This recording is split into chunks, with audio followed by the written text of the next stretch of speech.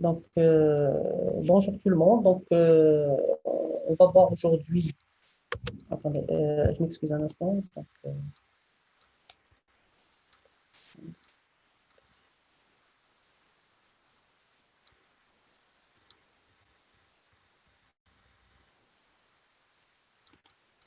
voilà.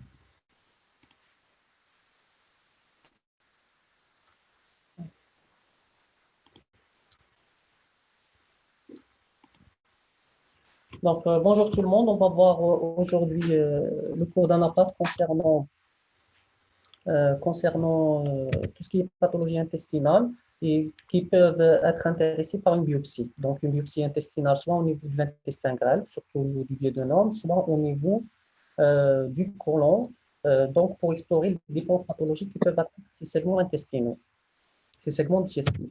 Donc, on va commencer par les pathologies infectieuses, donc bactériens parasitaires, puis les maladies inflammatoires non infectieuses, surtout la maladie cœliaque qui touche l'intestin grêle, qui est une maladie auto-immune, et en deuxième position, les maladies inflammatoires chroniques de l'intestin ou les MICI, qui sont des pathologies très importantes, qui sont des maladies chroniques astreignantes, qui touchent le côlon ou le côlon et l'intestin grêle à la fois. Donc, on va commencer par un rappel anatomique. Donc, vous avez l'intestin grêle est formé de trois parties, le duodénum, le jejunum et l'iléon, qui sont l'intestin grêle et le côlon. Donc, le duodénum fait 24 à 30 cm, le jejunum et l'iléon 5 à 6 mètres, s'étendant de l'angle de 13, c'est-à-dire l'angle duodéno-jejunal, donc jusqu'à la jonction ilio-colique où il y a une valvule qu'on appelle la valvule de Bouin.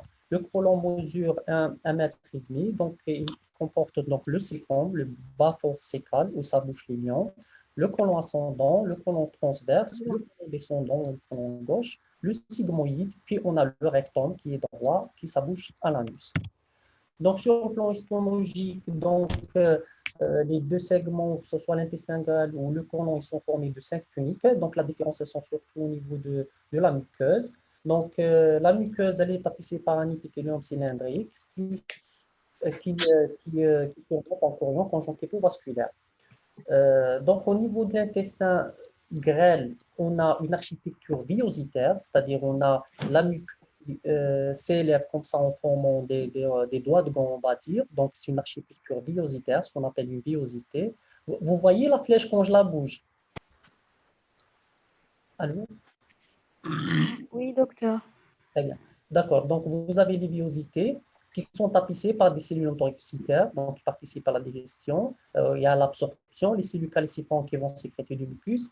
Et dans la hauteur diminuée, la hauteur diminue en allant du duodénum vers les ileums. Donc, ça va s'aplatir au fur et à mesure qu'on avance dans le tube digestif. Alors que le nombre de cellules calcifantes augmente, parce que plus on avance, plus le bol alimentaire est un peu asséché avec l'absorption, la réabsorption. Donc, on a besoin de beaucoup de mucus pour emulsifier et pour que le bol alimentaire progresse jusqu'au côlon.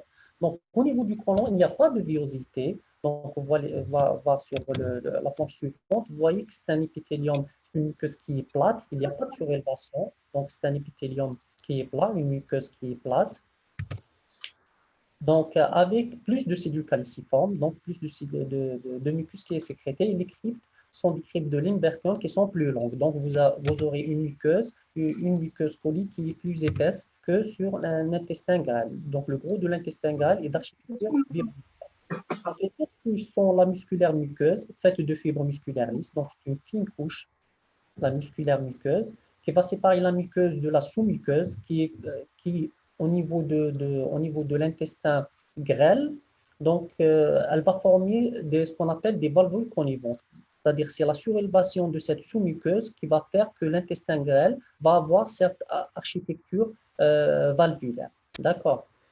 Et ça participe aussi, comme l'ivillosité, ces valvules, à étendre l'espace de contact entre le bol alimentaire et l'intestin pour participer à l'absorption intestinale. Donc, qui forment des valvules connivantes. Dans le duodénum, elles renferment des glandes muqueuses sécrétantes appelées des glandes de Brunner. Donc, exceptionnellement, juste au niveau du duodénum. Donc, Donc, juste au niveau du duodénum, on a des glandes particulières qu'on appelle les glandes de Brunner, qu'on ne retrouve pas dans la sous-muqueuse de l'élion et du jejunum. Donc, puis vient la musculeuse, donc la couche musculaire qui est en fait formée de deux couches, une couche circulaire interne et une couche longitudinale externe, comme vous voyez sur ce schéma. Et entre elles, elles renferment les plexus de Meissner et d'Auerbach, qui sont des plexus nerveux, c'est des terminaisons nerveuses qui vont participer au péristaltisme intestinal. Donc, elles jouent un rôle important dans le péristaltisme. D'ailleurs, quand vous allez voir le cours de la maladie des Charcot, vous allez voir qu'il y a une atteinte neurologique au niveau de ces plexus. Puis, on aura la séreuse ou la séreuse, qui est un tissu graisseux essentiellement, qui est recouvert par une séreuse qui est en réalité le péritoine viscéral. Donc, voilà sur une autre planche un rappel de l'histologie du côlon. Donc, vous allez avoir une muqueuse qui est plane, il n'y a pas de villosité, une musculaire muqueuse, une submuqueuse et les musculeuses avec leurs deux couches. Donc, on va commencer par la pathologie infectieuse. Donc, la bactérienne, on a surtout des diagnostics d'entérite infectieuse, c'est-à-dire c'est des gens qui font des diarrhées, de la fièvre. Donc, on a rarement besoin d'une biopsie pour les diagnostiquer. Donc, ça va être sur le tableau clinique, l'examen clinique et le bilan biologique, comme le cas de l'épidémie de choléra, les atteintes de chirurgie et ainsi de suite. On a la tuberculose, qui est une pathologie très fréquente. Il faut y penser tout le temps, surtout chez nous en Algérie. On peut dire qu'on est un pays d'endémie. Elle est due au bacille de Koch. Donc, macroscopiquement, on peut avoir des sténoses ou des ulcérations au niveau du tube digestif. Elle peut toucher vraiment tout le digestif. On peut avoir une tuberculose au niveau de l'œsophage, de l'estomac, de l'intestin. Donc, elle peut toucher tout le digestif. D'ailleurs, elle peut toucher n'importe quel organe. Donc, en histologie, on aura une inflammation granulomateuse de type spécifique, c'est-à-dire l'aspect inflammatoire granulomateux est tellement spécifique qu'on peut signer que c'est une tuberculose sans qu'on ait besoin de mettre en évidence le bacille. C'est pour ça qu'on appelle ça une lésion inflammatoire granulomateuse spécifique. Donc, elle est faite de follicules épithélio-gigantocellulaires, faits de macrophages qu'on appelle cellules épithéloïdes et d'autres, ce sont des cellules géantes multinucléées qui sont centrées par une nécrose particulière qu'on appelle la nécrose casieuse, qui est une nécrose éosinophile, aniste, craquelée. Je pense que vous en rappelez, on a fait ça en troisième année. Donc, par contre, on peut aussi mettre en évidence le bacille de Koch au niveau des coupes histologiques par une coloration spéciale qui est la coloration de Zinmetsa. Donc, une autre pathologie bactérienne qu'on peut voir au niveau de l'intestin, c'est la maladie de Whipple. Donc, c'est une maladie infectieuse rare d'origine bactérienne due au Trophirina whippii. Donc, elle est de culture difficile, donc elle pose un problème pour son diagnostic. Donc, c'est des diarrhées chroniques. Donc, il faut savoir que cette bactérie, elle peut atteindre tous les organes, hein, le foie, le rein, même le système nerveux. D'ailleurs, c'est ça qui fait sa gravité surtout. Donc, au niveau du tube digestif, elle va causer des diarrhées chroniques, une malabsorption et ailleurs, on aura souvent des arthralgies. Donc, à l'histologie, on aura des villosités, comme je vous ai expliqué au niveau de l'intestin grêle, c'est des villosités, mais celles-là, au niveau du chorion, on va trouver de nombreux histiocytes. C'est des macrophages spumeux. Donc, on va trouver qui sont caractéristiques de la maladie de Whipple. Donc, c'est cet aspect granité, spumeux de ces macrophages qui sont ballonisés. En réalité, c'est la bactérie qui les fait gonfler comme ça. Donc, ces histiocytes spumeux, cet aspect diffus du chorion de l'intestin, pratiquement est diagnostique pour le Trephoroma whippii. Donc, on fait une coloration opaque donc qui va être positive et on peut citer d'une étude PCR de ces prélèvements pour mettre en évidence l'arène de la bactérie et poser le diagnostic définitif avec certitude. Donc, pour les infections parasitaires, on a surtout la giardiose. Donc, on a chaque fois qu'il y a une personne qui rentre à la réunion, ça s'affiche chez moi, donc c'est perturbant.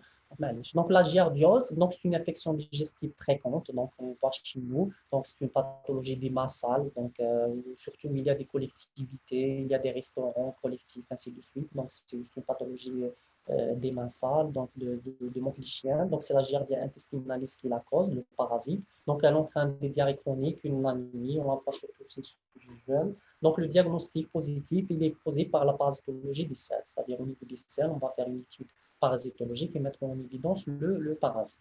Donc, à l'examen histologique, donc le malade, bien sûr, au départ, elle va venir se plaindre de douleurs abdominales, de vomissements, de diarrhée. Donc, le clinicien peut poser l'indication d'une endoscopie digestive haute et faire une biopsie. Donc, au niveau de cette biopsie, on va mettre en évidence à la surface des villosités de l'épithélium intestinal des giardia intestinalis. Vous voyez la villosité intestinale, vous voyez ces éléments, ces débris ou ces éléments parasitaires un peu violacés. Donc, on dit dans les descriptions francophones, dans la littérature francophone, en chapeau de gendarme. Donc, elles sont un peu périformes avec un flageolet, deux yeux qui vous regardent.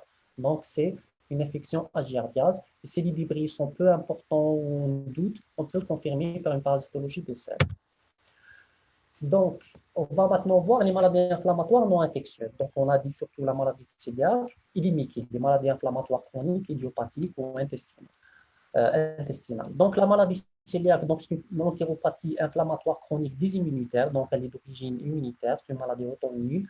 Elle est provoquée par un antigène alimentaire qui est la gliadine, contenu dans le gluten. Donc, le gluten, on le trouve où? C'est surtout dans les céréales. Le blé, le seigle, l'orge. D'ailleurs, il y a un terme mnémotechnique qu'on utilise, SAV, pour seigle, avoine, blé et orge. Donc, c'est une pathologie, on va dire, relativement fréquente. On la voit à tout âge, mais principalement chez l'enfant. Donc, le diagnostic est évoqué sur un faisceau d'arguments. Donc, la clinique, donc c'est des malades qui viennent avec de la diarrhée, de la malabsorption, des carences alimentaires. Donc, quand il s'agit d'enfants, généralement, ils ont un retard staturo-pondéral, donc ils ne prennent pas de poids. Ils ont de la malnutrition et quand on leur fait des bilans, on a des carences. Donc, à la biologie, quand on suspecte cette maladie, on demande le dosage de certains anticorps, les anticorps anti-transglutaminase et anti-endomysium, donc qui sont en faveur de cette maladie cœliaque. Puis, il y a la partie histologique qui est un gold standard pour le diagnostic de cette pathologie, de cette maladie cœliaque qui va se faire au niveau du développement. Donc, on a dit que c'est une approche multidisciplinaire. Donc, on aura un tableau clinique de malabsorption, de retard staturo-pondéral, de diarrhée, d'asthénie. À la sérologie, on a dit qu'on va faire le dosage de ces auto-anticorps, anti-transglutaminase et anti-endomysium. C'est-à-dire la transglutaminase, c'est une enzyme qui va utiliser l'intestin grêle pour essayer de dégrader la gliadine qui est contenue dans le gluten. Après, les lymphocytes T vont eux-mêmes fabriquer l'antitransglutaminase et l'anti-endomysium qui vont attaquer cette enzyme, donc attaquer du coup la cellule. Donc, ce qui va entraîner la destruction des cellules de cet revêtement épithélial au niveau de l'intestin grêle et va entraîner une atrophie intestinale. Donc, on a dit le versant sérologique, puis il y a le contexte génétique, c'est-à-dire il y a des malades, des personnes qui ont un patrimoine génétique avec des antigènes leucocytaires, l'achat à l'antigène leucocytaire humain, c'est-à-dire qui est spécifique de chaque tissu, de chaque personne. Donc, ces personnes-là qui ont ce patrimoine génétique sont plus susceptibles d'avoir une maladie cœliaque. Puis, il y a l'histologie qui va confirmer le diagnostic, qui va trouver des lésions particulières à la maladie cœliaque qu'on va développer maintenant. Donc,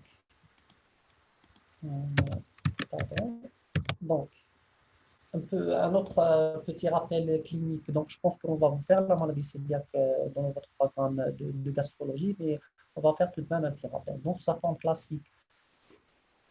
Donc, on a dit à début chez le nouveau-né, c'est une nourrisson. Donc, c'est-à-dire à partir de 6 mois, dès qu'on commence la défertification, donc le bébé, on arrête le lait, on va introduire des farines, des aliments qui vont contenir des produits qui dérivent des céréales. Donc, elle va se manifester, on a dit, par des diarrhées, de l'anorexie, de l'apathie. À l'examen clinique, on aura un ballonnement abdominal, des signes de dénutrition, comme une fente musculaire.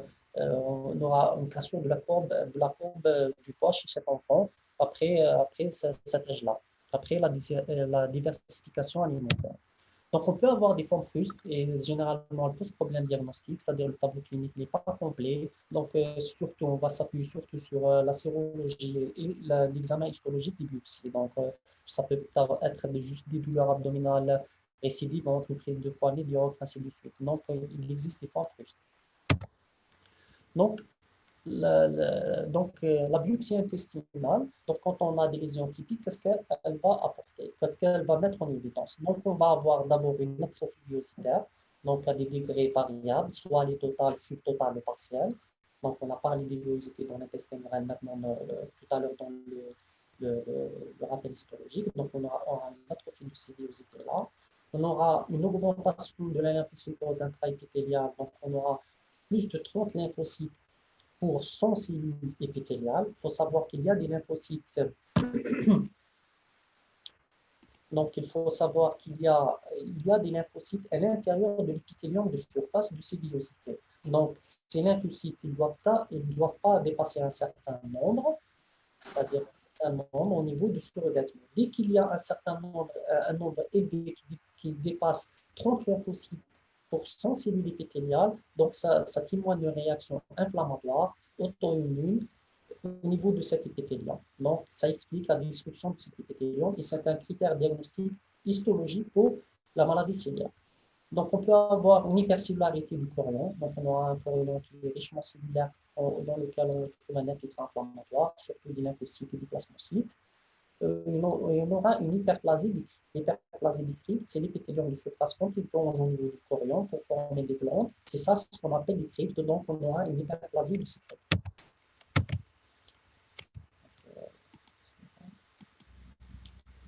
Donc, concrètement, au niveau histologique, qu'est-ce qu'on aura? Donc, vous avez à gauche donc, une image du groupe histologique d'un intestin qui est normal, avec des villosités hautes et grêles, bien développées, avec un relief bien développé, avec des cryptes qui sont de taille normale, petite, et le chorion qui soutient cet épithélium de surface.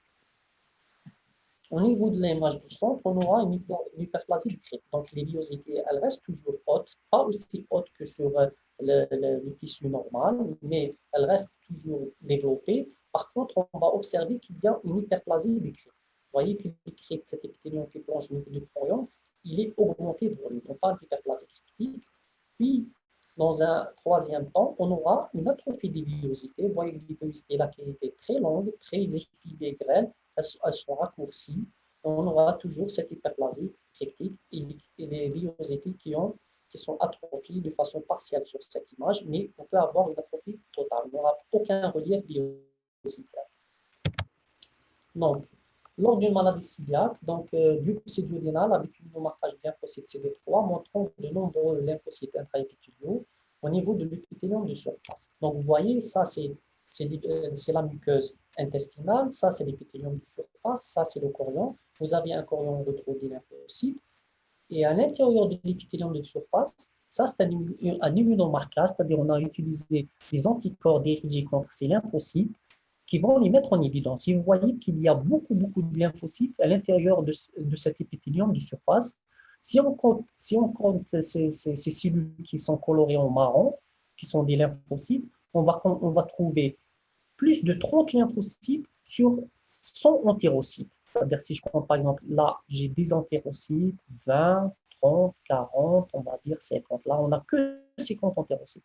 Si je compte le nombre de lymphocytes qui sont à l'intérieur de cet épithélium, déjà là, 10, 20, on va dire 30. Déjà, j'ai 30 lymphocytes sur 50 cellules épithéliales, entérocytaires. Donc là, on va certainement dépasser les 30 lymphocytes sur 100 entérocytes et c'est un critère diagnostique pour la maladie cœliaque. Il y a une classification de marche pour évaluer l'intensité de cette maladie cœliaque. C'est une classification histologique qui est gradée de 0 à 4. Donc, le 0, c'est une muqueuse pré-infiltrée. On va trouver juste une hyperlymphocytose intraépithéliale qui est légère. Le marche 1, c'est un infiltrat lymphocytaire intraépithélial donc qui est significatif de plus de 30%, mais on n'aura pas d'atrophie villositaire macrée ou d'hyperplasie cryptique. Le marche 2, ce sera l'infiltrat inflammatoire intraépithélial plus du crypte hyperplasique. Le marche 3, là, va commencer l'atrophie villositaire à des degrés variables. Donc, on aura le marche 2, c'est-à-dire l'infiltrat inflammatoire, l'hyperplasie cryptique, avec une atrophie villositaire qui peut être partielle, subtotale, ou totale, selon l'intensité de la maladie.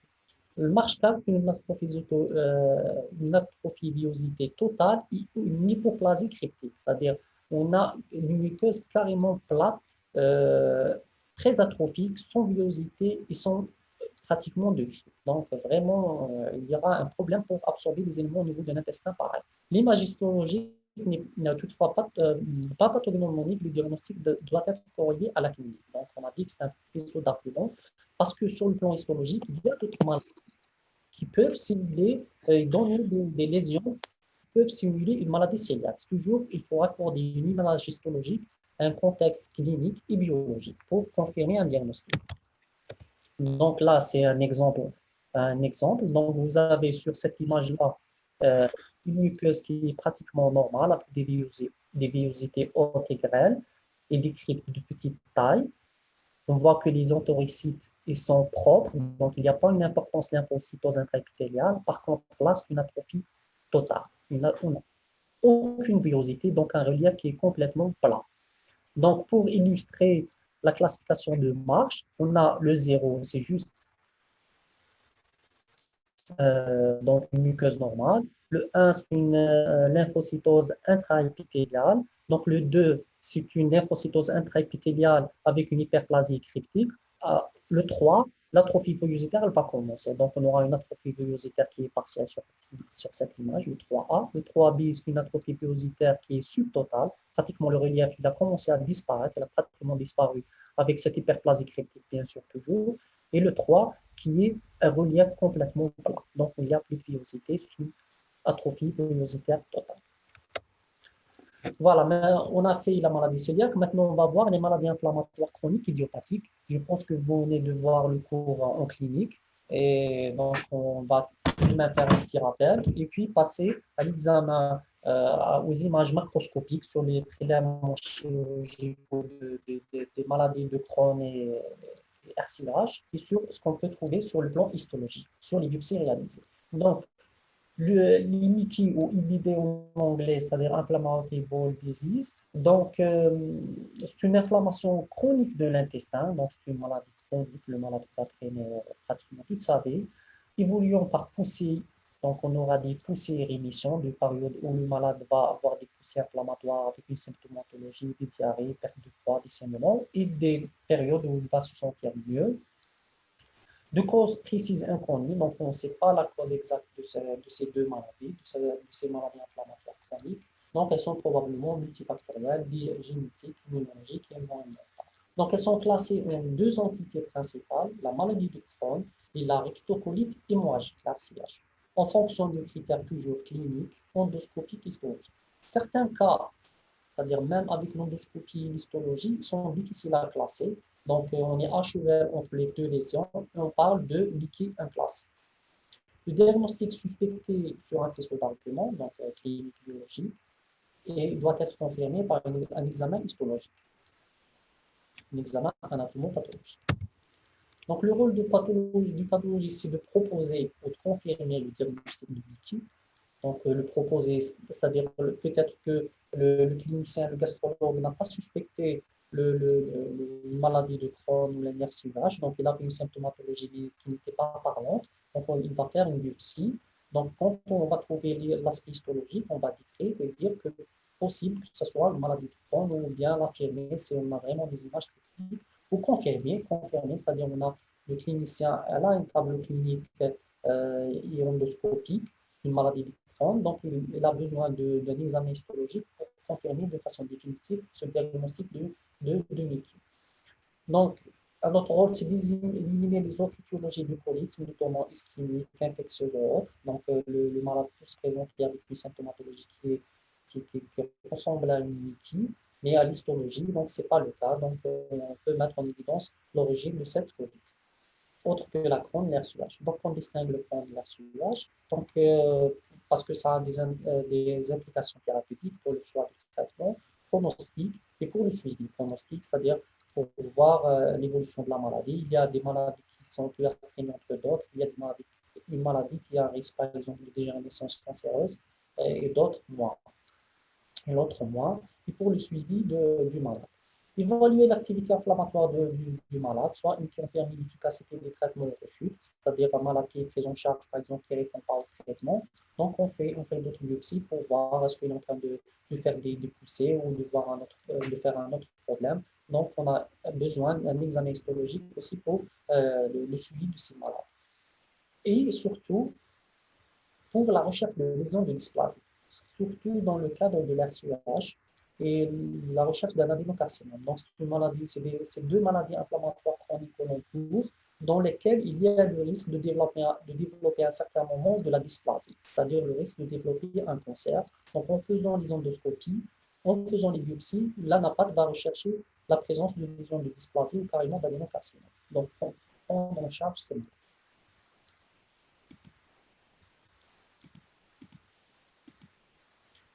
Donc, on va commencer par la maladie de Crohn. Donc, elle peut atteindre l'ensemble du tube digestif.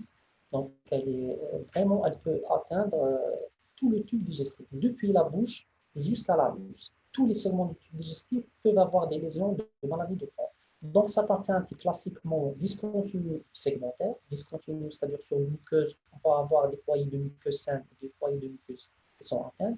Segmentaire, c'est-à-dire on peut avoir des segments différents qui sont internes. Un segment au niveau du côlon, un segment au niveau de l'intestin grêle, ainsi de suite. Sur les biopsies au sein d'un même secteur, certains fragments peuvent concerner une muqueuse saine et d'autres une muqueuse atteinte. C'est-à-dire on a dit que c'est une lésion discontinue et segmentaire.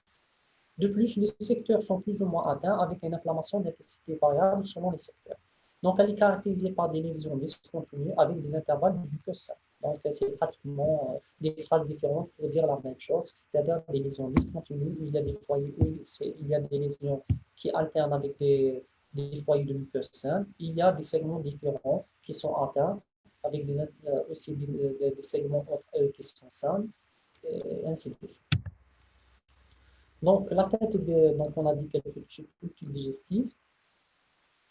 L'œsophage dans 5 à 30% des cas, le grêle dans 25 à 50%. Donc, la tête la plus caractéristique qu'on voit le plus souvent, c'est la teinte idiocolique. Donc, on la voit dans 30 à 50% des cas. La teinte colique pure dans 15 à 30% des cas, ainsi de suite.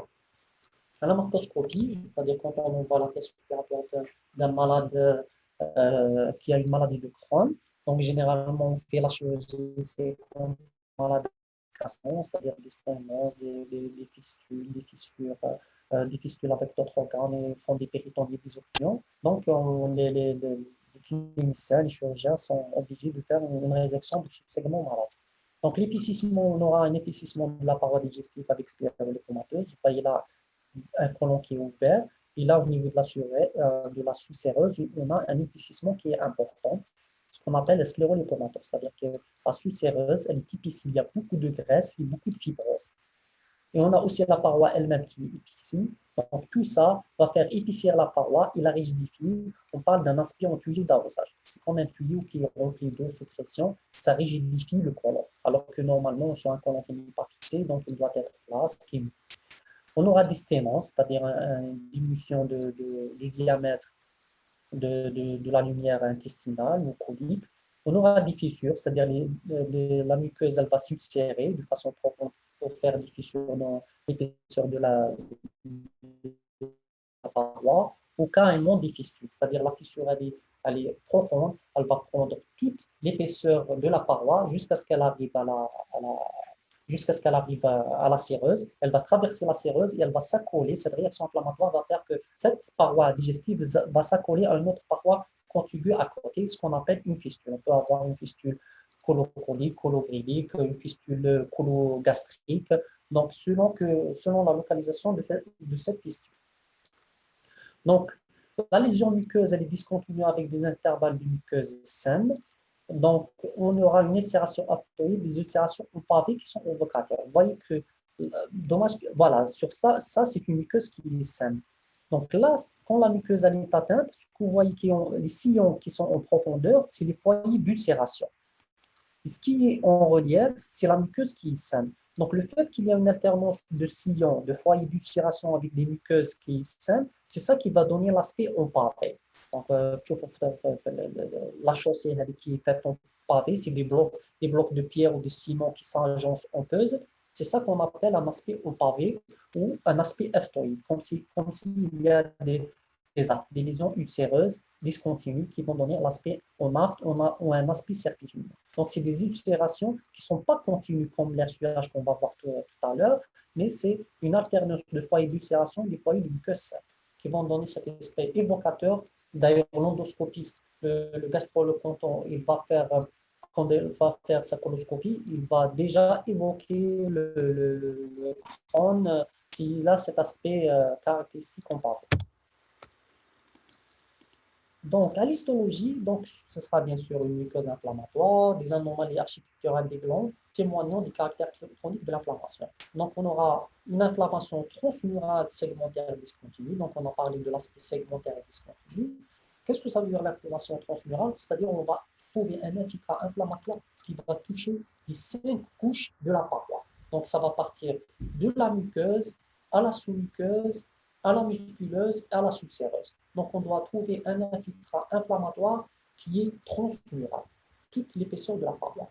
On va trouver des fissures et des fistules. Donc, je vous ai expliqué, c'est des fissures, donc, comme les fissures qu'on voit dans un mur, mais il y a des fissures qui vont de la surface de l'épithélium et va aller en profondeur. La fistule, c'est quand cette fissure arrive jusqu'à la séreuse et ça colle à la paroi d'un autre organe en contact. On va avoir des granulomes épithéliaux et gigantocellulaires sans nécrose centrale. C'est-à-dire on va avoir l'aspect qui va rappeler, donc on ne le retrouve pas tout le temps, on va dire dans 50% des cas, mais on va retrouver l'aspect qui nous rappelle l'aspect de l'inflammation granulomateuse spécifique de la tuberculose, mais sans qu'on y ait de nécrose casieuse. Donc, ce sera une inflammation granulomateuse tuberculoïde parce qu'il montre juste la nécrose casieuse de la tuberculose. Donc, ce sera des follicules, des granulomes, faits de cellules épithélieuses et des cellules géantes multinucléées. On aura aussi des follicules lymphoïdes, donc l'infiltrant inflammatoire va être diffus, transmural, avec des granulomes épithéliaux gigantocellulaires et des follicules lymphoïdes. Et bien sûr, on aura la sclérolipomatose au niveau de la sécérose.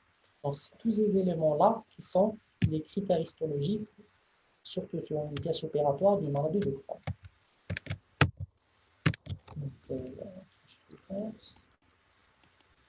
Voilà. Sur une copie histologie, qu'est-ce qu'on va trouver? Donc, on a l'épicissement de cette paroi, surtout au niveau de la sous-séreuse. Vous voyez cette importante sclérolipomatose. On a un peu de graisse ici, puis le revêtement de la séreuse, du périjoint viscéral.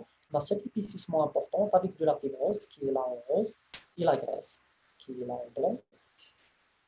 Donc, avec épicissement, ulcération et sclérolépomatose. Donc, cet épicissement, cette sclérolépomatose et l'ulcération. Et vous voyez bien l'alternance de foyers sains. Vous voyez là, c'est une muqueuse qui est saine, avec un revêtement qui est conservé, un chorion qui n'est pas inflammatoire, une muqueuse qui n'est pas inflammatoire, et un foyer qui est ulcéré.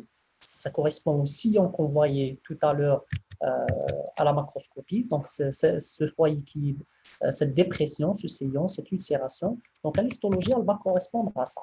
Ce foyer de dépression, d'ulcération.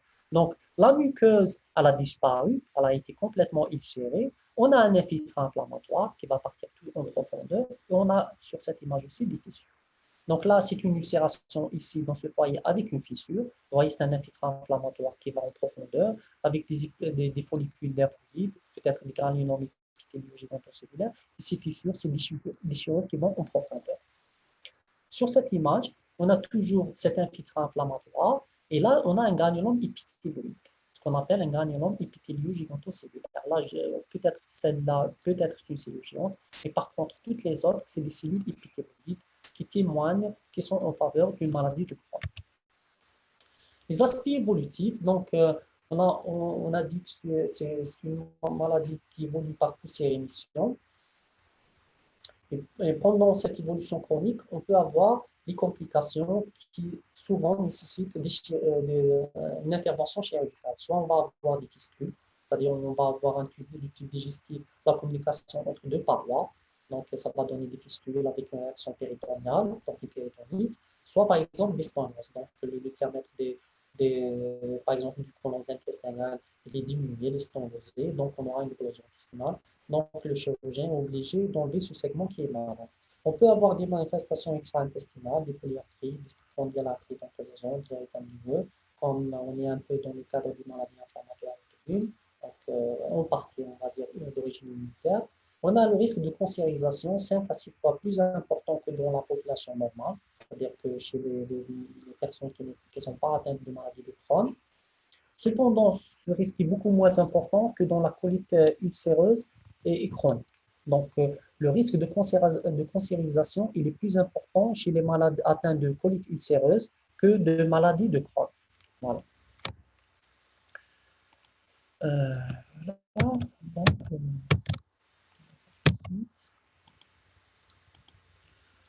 maintenant, on va voir la rectocolite ulcéreuse. La rectocolite ulcéreuse, hémorragique. Donc, c'est une maladie ulcéro-inflammatoire. Donc, les lésions produisent au niveau du rectum. Donc, et remontent plus ou moins en haut sur le cadre colique pour réaliser au maximum une poncolite. C'est-à-dire, c'est une atteinte, c'est pas comme la maladie de Crohn qui peut atteindre tout le tube digestif depuis la bouche jusqu'à l'anus. Non, là, c'est une lésion qui a atteint le rectum et elle remonte. Elle remonte dans le côlon, on va dire jusqu'à atteindre tout le côlon. Donc, c'est une progression du rectum vers l'amont, c'est-à-dire en montant le rectum, le sigmoïde, le côlon descendant, puis le transverse, puis le côlon ascendant. Donc, jusqu'à ce qu'elle atteigne tout le cadre colique. Et de façon continue. Donc, on n'aura pas des segments atteints, puis des intervalles de segments simples, puis des segments atteints comme la maladie de Crohn. Donc, c'est une atteinte rectocolique, donc c'est une atteinte atteignant exclusivement la muqueuse et la sous-muqueuse. Donc, sur le plan anatomique, vous voyez que c'est une atteinte continue, contrairement à la maladie de Crohn qui est une atteinte sédimentaire. Sur le plan histologique, l'infiltrat inflammatoire au niveau de la maladie de Crohn, c'est un infiltrat transmural qui a atteint toute l'épaisseur de la paroi colico-intestinale. Par contre, dans la maladie dans la rectocolite ulcéreuse, ce sera une atteinte inflammatoire qui touche juste la muqueuse et la sous-muqueuse. Donc, on n'aura pas une atteinte des autres couches de la paroi digestive, c'est-à-dire la musculeuse et la sous-séreuse. Voilà les grandes différences. Donc, sur le plan macroscopique, c'est-à-dire sur une pièce opératoire d'un malade qui est atteint d'une RCUH, qu'est-ce qu'on va trouver? Donc, une séreuse normale congestive, on n'a pas de sclérolépomatose. Donc, une paroi non épicée, donc on n'aura pas un épicissement de la paroi comme on voit dans la maladie de Crohn, parce que dans la maladie de Crohn, il y a la sclérolépomatose, il y a l'infiltrat inflammatoire qui est transmural. L'absence de sténose ou de fistule, donc on n'aura pas de fistule de sténose, donc on a parce que c'est une inflammation qui est superficielle. Par contre, on aura une lésion muqueuse continue sans intervalle de muqueuse sainte. C'est-à-dire là, on reconnaît la valvule, ça c'est un côlon.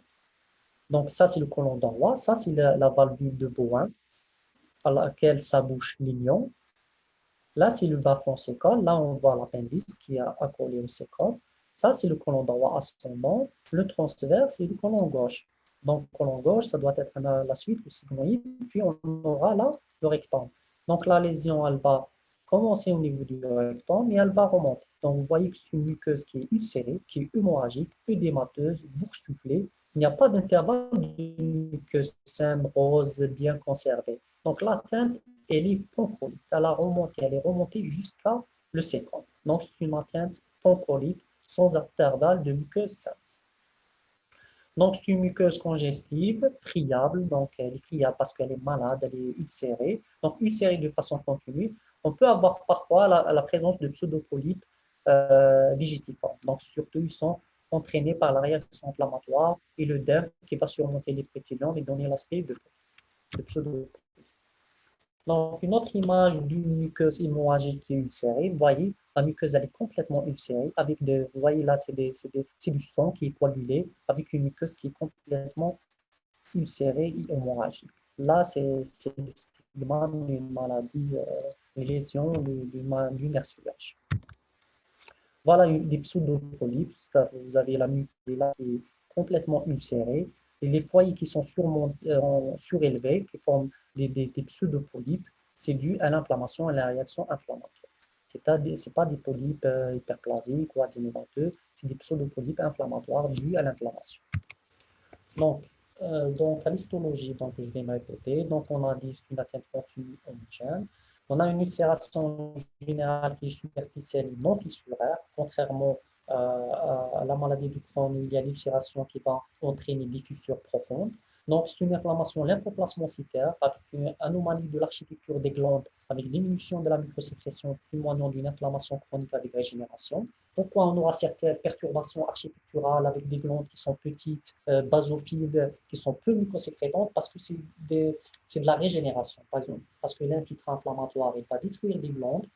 La muqueuse colique, elle est obligée de régénérer, de proliférer, de créer de nouvelles glandes, donc qui seront un peu, on va dire, immatures, qui n'auront pas beaucoup de mucosécrétion, elles n'auront pas le temps de bien se développer, donc elles vont avoir un aspect basophile, petit, et comme la régénération est faite de façon anormale à cause de cette réaction inflammatoire, donc les glandes vont avoir des aspects un peu réguliers, soit grosses, soit avec des compteurs irréguliers, contrairement à une muqueuse colique saine qui ont des glandes de même taille, de même forme, on dit en champ de Marguerite. On aura des micro-abscisses cryptiques, c'est-à-dire l'infiltrant inflammatoire, il va traverser la paroi des glandes, on va trouver des polynucléaires au niveau de la lumière des glandes, ce qu'on appelle des micro-abscisses cryptiques, et on aura l'absence de granulome épithélio-gigantocellulaire, c'est-à-dire malgré qu'il y a une inflammation dans cette muqueuse et sous-muqueuse, et ce sera surtout un infiltrant lymphoplasmocytaire avec des polynucléaires isonophiles, mais on n'aura pas de granulome épithélio-gigantocellulaire qu'on voit dans la maladie de Crohn. Docteur, s'il vous plaît, il n'y a pas de diapo. Bon, pour moi, je suis en train de Ah, pas c'est bon, affiché c'est dans mon réglé. écran. C'est réglé. J'espère que juste cette diapo, c'est pas depuis un moment, juste celle-là. L'image était verte. Donc, attendez, donc je vais voir. Cette diapo, vous l'avez vue. Oui, Donc, c'est juste celle-là qui manquait. oui. Voilà. Donc, euh, grosso modo, c'est le truc dont je parlais. Donc, c'est l'atteinte histologique. Donc, je me répète, donc on a dit une atteinte continue, une ulcération en général superficielle sans fissure. Donc, c'est superficiel, elle ne part pas en profondeur. L'infiltrant inflammatoire qui est fait de lymphocytes et de plasmocytes, avec des glandes qui sont mal formées parce que c'est des glandes régénératives, qui sont peu sécrétantes, qui sont basophiles. Donc, quand on trouve sur une biopsie une perturbation des glandes, architecturale des glandes, c'est témoin d'une maladie inflammatoire chronique, auquel cas la maladie de Crohn, une colite, une rectocolite ulcéreuse. On a dit des micro-abcès et l'absence du granulome épithélio-gigantocellulaire.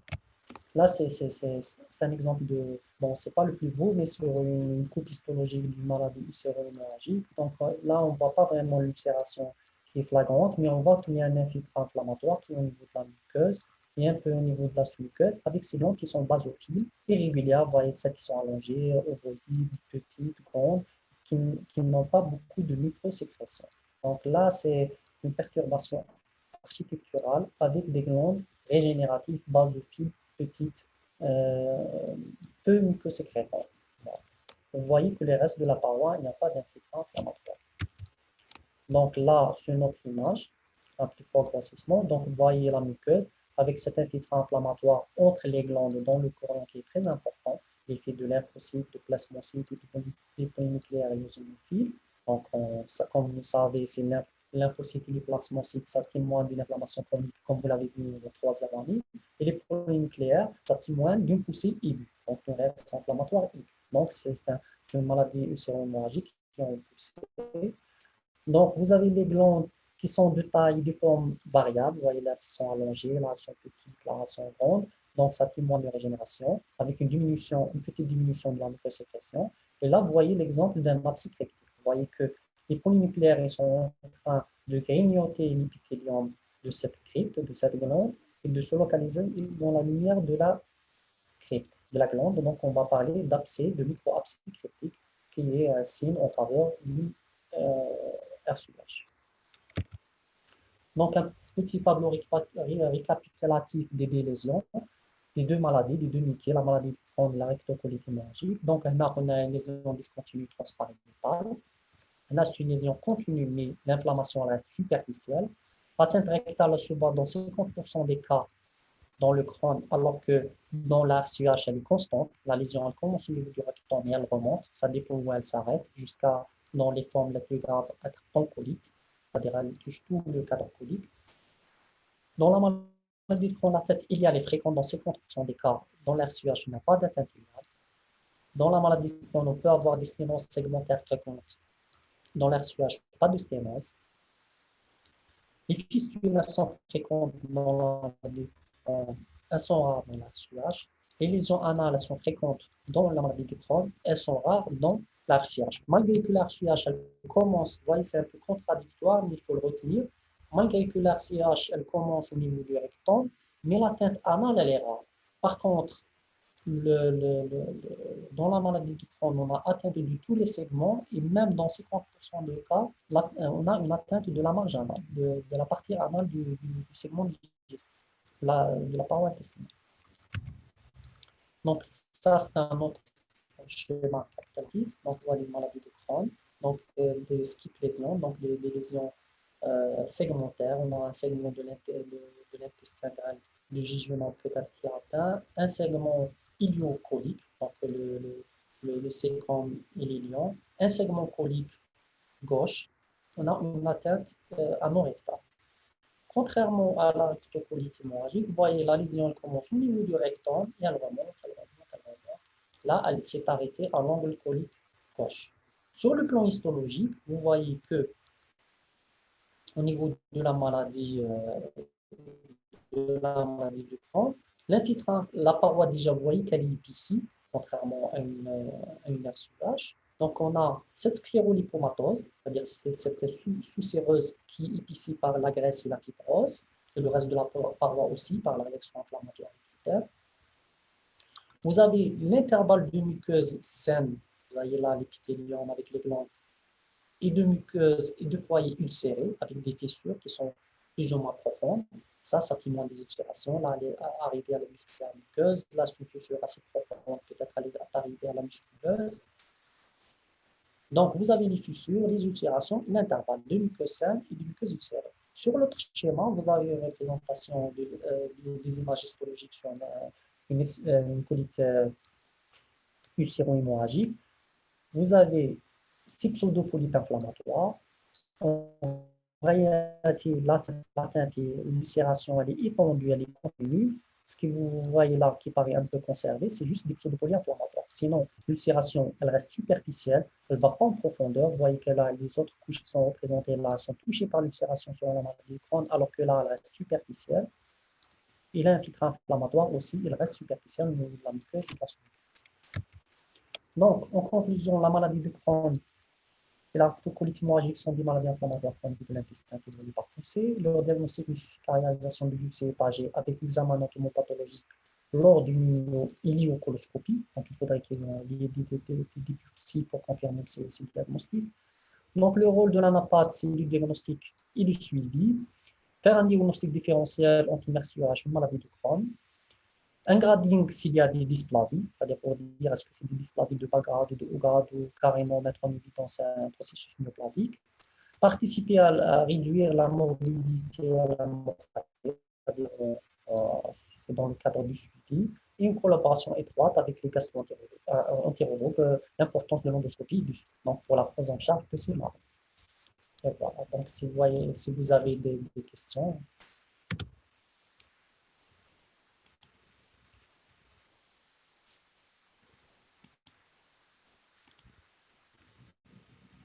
Ah, vous m'entendez? Pardon, monsieur. Oui.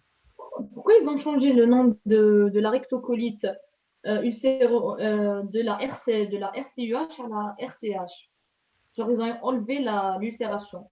Bah, sincèrement, j'ai jamais pensé. Hein. On avait l'habitude quand on faisait des études de RCH avec le côté séromoragie.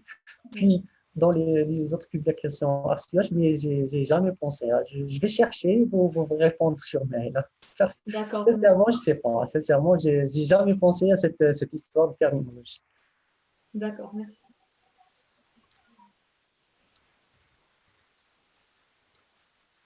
Il y a d'autres questions?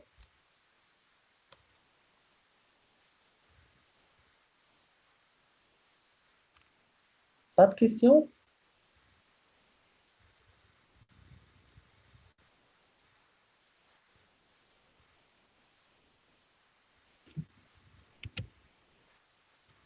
C'est bon, je peux déconnecter alors? Pardon, monsieur. Il y a une question sur le chat. Mais je ne vois pas où je peux la trouver. Ils vous ont dit, docteur, le tabac est un facteur protecteur de la RCH. Comment? Ah, ça, c'est le clinicien qui vous l'a dit. Apparemment. Ah, il fallait poser la question au clinicien. D'accord.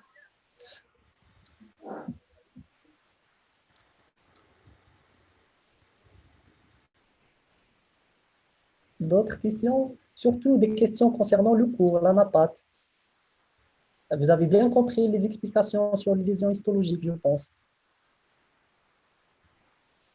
Oui, merci. Non, je vous en prie. Voilà, je vous remercie. صحة نضانكم وصحة فطوركم. La prochaine. تفضل. Merci, monsieur. Merci. Bon, au revoir.